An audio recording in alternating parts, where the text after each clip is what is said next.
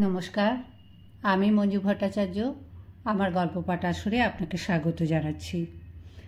আজ আমি পড়ে শোনাচ্ছি হে মহাজীবন গ্রন্থ থেকে মৌলানা আবুল কালাম আজাদের সংক্ষিপ্ত জীবনী।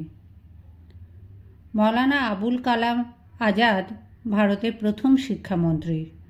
উচ্চশিক্ষিত, নিষ্কলঙ্ক, মহৎপ্রাণ এই মানুষটির নাম ভারতবর্ষের ইতিহাসে স্বর্ণাক্ষরে লিখিত থাকবে। তাঁর রচিত আত্মজীবনীমূলক গ্রন্থ ইন্ডিয়া উইন্স ফ্রিডম স্বাধীনতা সংগ্রামে লিপ্ত ভারতবর্ষের এক শ্রেষ্ঠ দলিল। সম্পূর্ণ অকপটভাবে লেখা এই গ্রন্থ তাই কোনো কোনো ক্ষেত্রে বিতর্কের সৃষ্টি করেছে। উর্দুতে লেখা তাঁর কতগুলি চিঠির সংকলন জিকরাহ ও একটি উল্লেখযোগ্য গ্রন্থ। মৌলানা আবুল কালাম আজাদের জন্ম 1888 খ্রিস্টাব্দে এক সম্ভ্রান্ত মুসলিম পরিবারে। তাঁর পূর্বপুরুষরা সম্রাট বাবরের রাজত্বকালে এসেছিলেন ইরাক থেকে। তারা প্রথম বাস করতেন আগ্রায়, পরে দিল্লিতে নিজেদের স্থায়ী নিবাস গড়ে তোলেন। আবুল কালাম আজাদের আসল নাম দুটো পিরোজ বখত ও মহিউদ্দিন আহমদ। আবুল কালাম আজাদ তার ছদ্মনাম এবং এই ছদ্মনামেই তার সার্বিক পরিচিতি।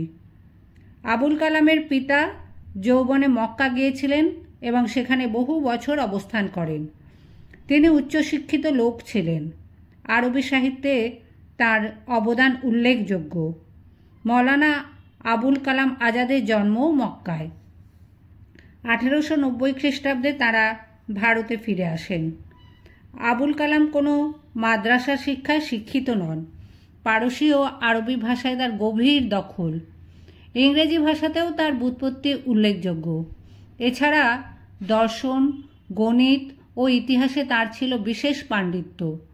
শিক্ষার প্রভাবেই তিনি ছিলেন এই আদর্শবান, উদার মনোভাব সম্পন্ন, দেশ বরেণ্য নেতা। ভারতকে স্বাধীন করবার জন্য তিনি স্বাধীনতা আন্দোলনে ঝাঁপিয়ে পড়েন। বেশ কয়েকবার কারাবাসও ভোগ করতে হয় তাঁকে। মাত্র 35 বছর বয়সে তিনি জাতীয় কংগ্রেসের সভাপতি হন। স্বাধীন ভারতের প্রথম শিক্ষামন্ত্রী হিসেবে তিনি এই দেশের শিক্ষা ব্যবস্থাকে আধুনিক, বিজ্ঞানমুখী করে তুলতে বিশেষ উদ্যোগ নেন। 1958 খ্রিস্টাব্দে তাঁর মৃত্যু হয়।